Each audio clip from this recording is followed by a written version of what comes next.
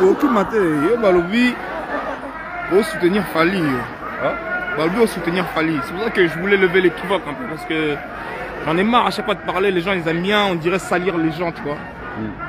Moi, les gens s'ils veulent salir, ils salissent. Mais une chose est sûre, c'est que moi, les marches d'aujourd'hui, moi c'est focalisé sur l'unité.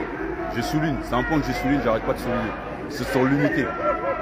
Parce que nous, malheureusement, les Congolais, tout comme tout Africain, on aime trop vouloir être dans la dispersion, dans la division.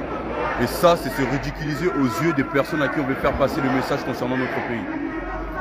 Il faut savoir une chose, c'est que aujourd'hui, on a besoin de la voix des uns des autres. Je les soutiens personnellement. Le seul soutien qu'aujourd'hui sur lequel je peux appuyer, c'est sur cette jeunesse-là qui aujourd'hui doit justement prendre le flambeau. Mais pour cela, on a besoin des uns des autres. Moi personnellement, à savoir une chose, je n'ai personnellement rien contre les musiciens, ça faut le savoir. Je n'ai rien contre les musiciens. Tout musicien congolais est notre frère. Maintenant, comme je le dis et je le redis, s'il y a des conflits avec des musiciens, influenceurs et peu importe lesquels, que l'on pense justement que ce sont des personnes qui combattent le peuple, il serait important de le rencontrer, échanger avec eux pour pouvoir changer de vision, s'expliquer. Étaler les choses sur les réseaux sociaux, pour moi je ne vois pas de sens, à part si ce n'est que pour gagner du buzz ou autre. Nous on n'est pas dans le buzz. Il y a plus de 18 millions de morts au Congo, c'est pas sous forme de buzz. Parce qu'on n'est pas là pour créer des buzz sur le sang de notre peuple. On n'est pas là pour créer des buzz parce qu'on perd nos frères et sœurs, nos mères, nos petites sœurs. On n'est pas là pour ça. Ceux qui vont être dans la zizanie, dans le désordre, ça les regarde. Nous, entre-temps, on marche dans le froid. On veut se faire entendre de la part de tous ces impérialistes, des multinationaux, pour leur faire comprendre qu'il y a une jeunesse qui est debout et il restera debout. Et on n'arrêtera pas aujourd'hui, on n'arrêtera pas demain. On continuera la lutte.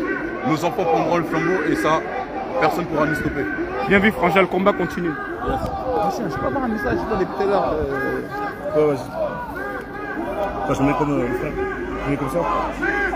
Ah, c'est vidéo? Je peux faire comme ça, comme ça? Vas-y, là c'est bon. Ah, j'ai pas me poser une question, mais. Non, en fait, ben, qu'est-ce que tu as déjà ta présence, elle est ici. Pourquoi ta présence aujourd'hui? Ma présence, elle est ici. Pourquoi? Parce que déjà, je suis congolais. Et je me sens concerné par ce qui se passe là-bas.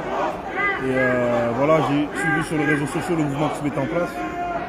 Et je tenais vraiment à y participer. Donc c'est la troisième fois que je viens. Et c'est la troisième manifestation. Et le mouvement il prend bien. La nouvelle génération se sent très impliquée. Et c'est bien, il ne faut pas lâcher. Il ne faut pas se dire que les manifestations ça ne sert à rien. Parce qu'on fait ce qu'on peut faire à notre niveau. Et à notre niveau, faire ce genre de manifestation, c'est déjà beaucoup. Et quelle sera la suite après les manifestations? Ben, la suite, nous ce qu'on espère à travers les manifestations, c'est de se faire entendre. Après, je pense que c'est un processus qui va évoluer étape par étape. Si déjà en France nous sommes mobilisés, on espère qu'en Belgique ça suive.